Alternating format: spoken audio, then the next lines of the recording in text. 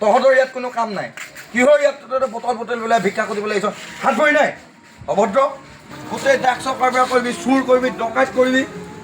আৰু যাবলৈও নহয়, তহঁতি যদি প্ৰপাৰ ডকুমেণ্টছতে খালি মুঠতে ডুমডুমাত নহ'ব। তহঁতি য'ৰ পৰা আহিছ তালৈ যাবিগৈ যাবি।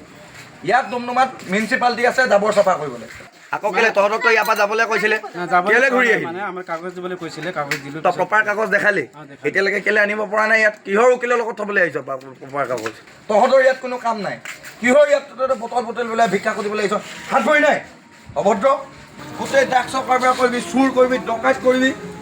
আকৌ কেলে তহঁতকতো ইয়াৰ পৰা যাবলৈ কৈছিলে, কেলে ঘূৰি আহিলি? মানে আমাৰ কাগজ দিবলৈ কৈছিলে, কাগজ দিলোঁ। তই প্ৰপাৰ কাগজ দেখালি, এতিয়ালৈকে কেলে আনিব পৰা নাই? ইয়াত কিহৰ উকিলৰ লগত থ'বলৈ আহিছ প্ৰপাৰ কাগজ? মানে আমাৰ এছ পি ছাৰে কৈছে তহঁতক এটাই কথা ক'লো, ডুমডুমাত নহ'ব। ডুমডুমাৰ য'ৰ পৰা আহিছ তালৈ যাবি। ইয়াত নাটক নকৰিবি। ক'ৰ পৰা? নগাঁও। কিমান দিন হ'ল? ইয়াৰ 18-19 বছৰ হৈ গ'ল। চৰিয়াই গাল ছিঙি দিম। 18-19 বছৰ হৈছে। মিছা কথা কেলে কৈছে? সঁচা কথা কচোন। তহঁতক আগতে কোনদিনা দেখিছোঁ আমি? কথা নকবি। ইফালে ঐ ক'ৰ পৰা আহিছে আপুনি? হা? নগাঁও। চব নগাঁৱৰ পৰা আহিছে? ডুমডুমালে আপোনালোকক কোনে মাতিছিলে? নে আপোনালোকে নিজে নিজে গুচি আহিছে তাৰ পৰা? কোনে মাতিছে? আপোনালোকৰ নগাঁৱত জেগা আছে নাই? মাটি বাৰী আছে? না মানে ইয়াত আহিছিলোঁ তেতিয়া মানে নাই, আজি লোহাচুং কলনীৰ ৰাইজো মাতিম। কাম কৰে, ডেম ওলাই ঠেলা ওলা বনাই দিলে। পাছত তাতে মানে ডেম পলাই মাতিলে? কোন ডেম পলা? ঠেলা ওলা বনাই দিলে, তাতে ফেৰি কৰে। ডেমলৈ মাতা মানে ডেম পলাই আপোনালোকক মাতিছে। এতিয়া থাকে কাৰ ৰুমত আপোনালোকে? বাদামোলা বাদামলা। অঁ, কেইঘৰ আছে আপোনালোকৰ তাত? ক'ত আছা ভাইটি? কেইঘৰ আছে? মাননীয় মুখ্যমন্ত্ৰীয়ে সমগ্ৰ অসমতে অবৈধভাৱে বসবাস কৰি থকা এছাম বাংলাদেশী লোকক বিতাড়িত কৰাৰ স্বাৰ্থত বিভিন্ন জেগাত আচলতে উচ্ছেদ চলাই আছে। উৰিয়াম ঘাটকে আদি কৰি গোৱালপাৰা জিলাৰো বিভিন্ন অঞ্চলত আচলতে উচ্ছেদ চলাই আছে।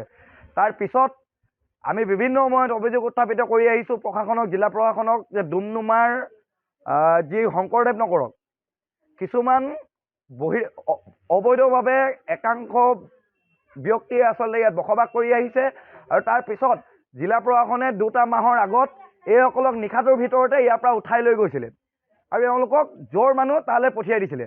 তাৰ পিছত আজি আকৌ আমি দেখিবলৈ পালোঁ যে 2জনমান আমাৰ সচেতন ব্যক্তিয়ে আচলতে আমালৈ বীৰলাচিত থানা অসমলৈ ফোনযোগে অৱগত কৰে যে এখন গাড়ীত আচলতে ক'ৰবাৰ পৰা নগাঁৱৰ পৰা এওঁলোকে ডুমডুমাৰ শংকৰদেৱ নগৰত আহি ইয়াত বসবাস কৰাৰ স্বাৰ্থত তেওঁলোকে 80 টকা পায়। আমাৰ 2জন সচেতন ব্যক্তিয়ে আচলতে তেওঁলোকক আবদ্ধ কৰি ৰাখে।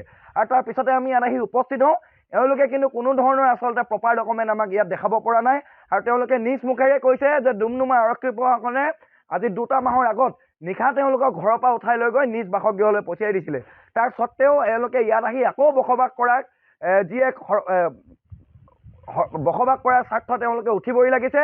আৰু কোনো ধৰণৰ প্ৰপাৰ ডকুমেণ্ট দেখাব নোৱাৰাত আমি জিলা প্ৰশাসনৰ লগত ইতিমধ্যে আমি ফোনযোগে আলাপ আলোচনা কৰিছোঁ। আইন প্ৰশাসন ইয়াত আহি উপস্থিত হ'ব আৰু কোনো কাৰণতে ডুমডুমাত অন্ততঃ বীৰলাচিত থানা অসম থকালৈকে কোনো কাৰণতে এইসকল আচলতে অবৈধ মানুহক ইয়াত বহিবলৈ দিয়া নহ'ব। এটা কথা স্পষ্ট যে মুখ্যমন্ত্ৰীয়ে নিৰ্দেশ জাৰি কৰাৰ পিছতো কিয় জিলা প্ৰশাসনে এইসকলৰ ওপৰত বিহিত ব্যৱস্থা গ্ৰহণ কৰিব পৰা নাই, সেইটো কিন্তু এটা ৰহস্যজনক আৰু হাস্যকৰ বিষয়। গতিকে এটা কথা স্পষ্টকৈ কৈ দিব বিচাৰিছোঁ, এইসকলে কিন্তু য'ৰ পৰা আহিছে তালৈকে যাব লাগিব। তেতিয়া কিন্তু বীৰলাচিত থানা তেতিয়া পৰ্যন্ত কিন্তু বীৰলাচিত থানাই অসমে কিন্তু এইসকলক এৰি নিদিয়ে কোনো কাৰণতে। এয়া কিন্তু স্পষ্টকৈ কৈ দিব বিচাৰিছোঁ। ধন্যবাদ। এইসকলক এতিয়া প্ৰশাসন মাতিছোঁ, প্ৰশাসনে এওঁলোকক ব্যৱস্থা কৰক, প্ৰপাৰ ডকুমেণ্ট চেক কৰক। যদি ডকুমেণ্টছ মতে যদি তেওঁলোকে কোনো আইনীভাৱে যদি কোনো ডকুমেণ্টছ দেখাব নোৱাৰিলে তেতিয়াহ'লে আইনীভাৱে প্ৰশাসনে ব্যৱস্থা গ্ৰহণ কৰিব লাগিব। মাননীয় মুখ্যমন্ত্ৰীৰ যি নিৰ্দেশ কিন্তু তিনিচুকীয়া জিলা আৰক্ষী প্ৰশাসনে বা তিনিচুকীয়া জিলা প্ৰশাসনে কিন্তু আখৰে আখৰে পালন কৰিব লাগিব। সেয়া কিন্তু আমি জিলা প্ৰশাসনক আহ্বান জনাইছোঁ।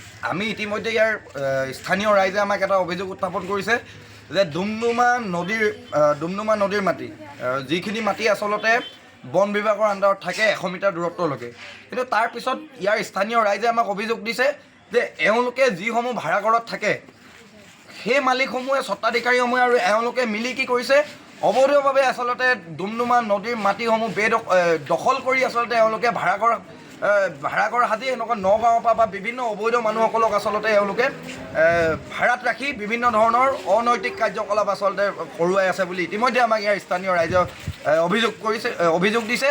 গতিকে এটা কথা স্পষ্ট প্ৰশাসনে যদি আজি এইসকলক খেদাই নিদিয়ে তেতিয়াহ'লে আমি বীৰ লাচিত সেনা অসম আৰু ইয়াৰ ডুমডুমাৰ স্থানীয় ৰাইজে কিন্তু খেদাই পঠিয়াবলৈ বাধ্য হ'ম, এইটো কিন্তু স্পষ্টকৈ চাউলবিলাক ক'ৰ পৰা আৰু আমি গম পাইছোঁ এখন আচলতে চাউলৰ গাড়ী এওঁলোকে লৈ আহিছে আৰু শুনিছোঁ যে যোৱাকালি বলবম আছিলে আৰু সেই বলবমৰ শিৱধামৰ সন্মুখত এওঁলোকে হাত ভৰি থকা অৱস্থাটো ভিক্ষা খুজি প্ৰায় ইয়াত কিমান 40-50 হাজাৰমান টকাৰ চাউল এওঁলোকে তাৰ পৰা ভিক্ষা খুজি লৈ অহা আমি দেখিবলৈ পাইছোঁ। গতিকে সেই ক্ষেত্ৰতে কিন্তু প্ৰশাসনে এওঁলোকৰ ওপৰত ব্যৱস্থা গ্ৰহণ কৰিব লাগিব।